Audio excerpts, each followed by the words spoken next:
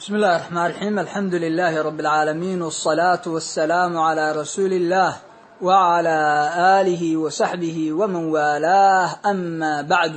إن شاء الله تعالى maanta waxaan rabaa in aan halkaan su'aalo uga diro wadaadkii Mustafa Cali Caanood.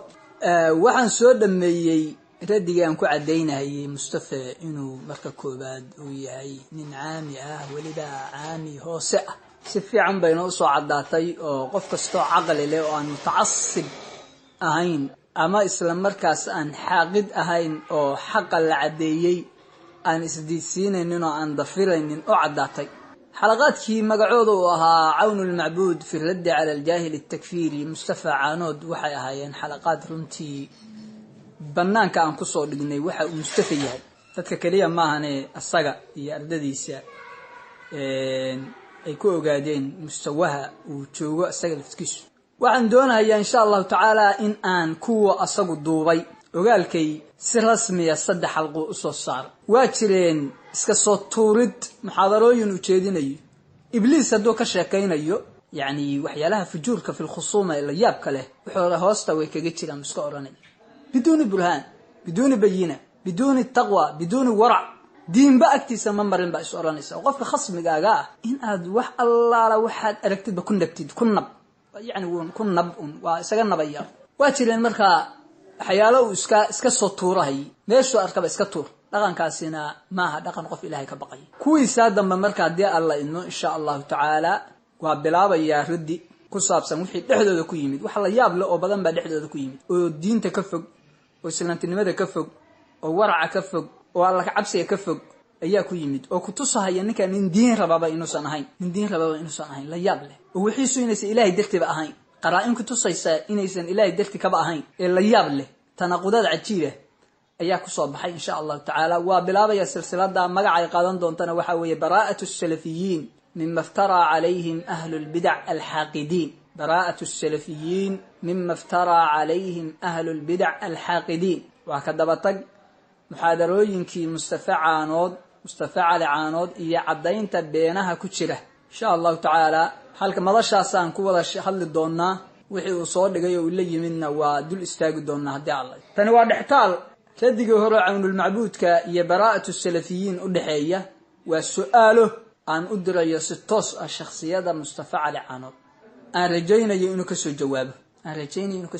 waa gaaraan xuduud waa dhageystaa marmar asagoo waxa sarbeeb uga jawaabaya is dhagoolayn ma soconayso. waxaan markaa rajaynayaa insha Allah taala waa la haystaaye su'aalahan inuu ka soo jawaabo insha Allah. su'aasha koowaad waxa weeye horta Mustafa yaa ku sheekh ah, yaa cilmiga diinta ka baratay mise waa lagu waxyood? yaa ku sheekh mashaayikhaada yaa weey cid ku sheekh ah oo aad cilmiga ka raacatay oo aad wax ka baratay bal hortan bal noo sheeg.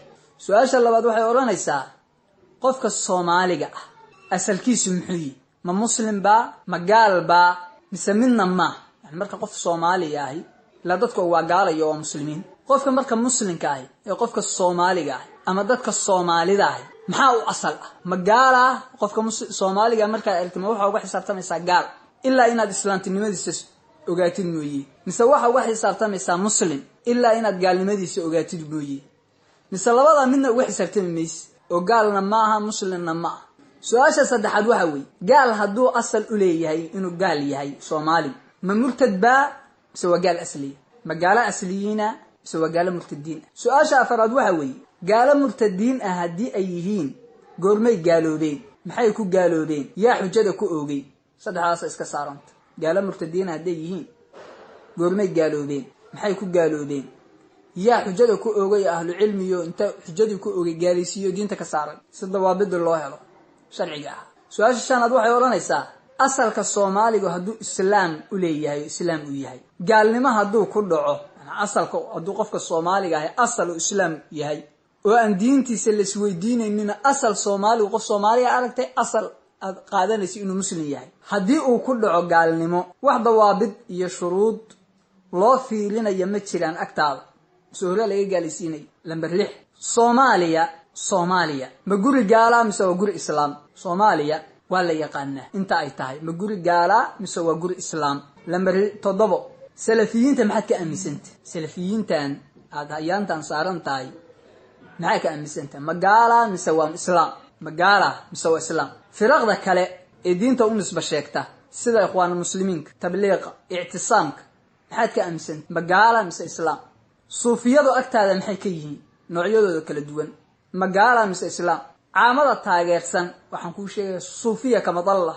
نوعيدو قادر جودا أحمد جودا متكودا وحوي أشعرية كتبت أخرستا كل دمانتو أنواعه كلا دوان مقالة مسوى السلام عامضة تاجر سن صوفيا علماء هان وسؤال شاسي وحي هاي تيسيارات تنتمناد عامضة تاجر سن صوفيا علماء هان وحران مقالة مسوى السلام مساجدو ذبوحية اللي تكدو مشايخ ذو هايست مقالة مسوى السلام قفك آمن سن دعاء غير الله والاستغاثة بغير الله إن الشرك تاي قال لما أي تاي لكن أفرادان يا أشخاص تان صوفية يكون عي فعل كيسميا قال لما بها هذا إنان إلى حجة لجوء قال جالسين كرين عدود دارنا أيليهين قف كان ضد ضعفري أو ضد كود ضد يكتب محوكية مقال مس الإسلام وفرس حكومة فقسية دعاء غير الله يستغاث بغير الله والنذر بغير الله والذبح لغير الله كل جود الشركية قال لما مرك التعيين كل شيء ما ذو هبل أو صوفية أو جورعي مقال بمس الإسلام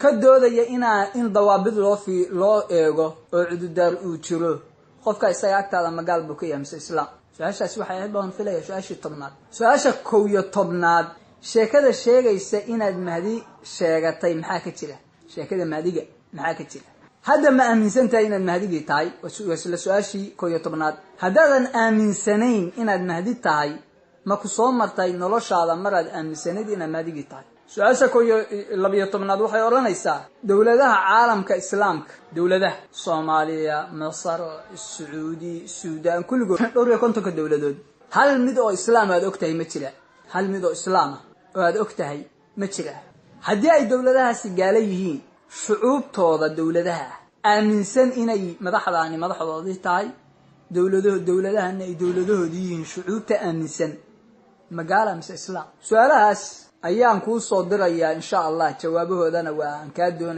بإذن الله تعالى سؤالك لو بدننا وإي تاجيهين دي الله إنه وحنا نحتاج لقد قدرنا أما مركا عندما إنه سودين دونا حلقات كلا إن شاء الله تعالى الكاسم كتوتشيني سبحانك اللهم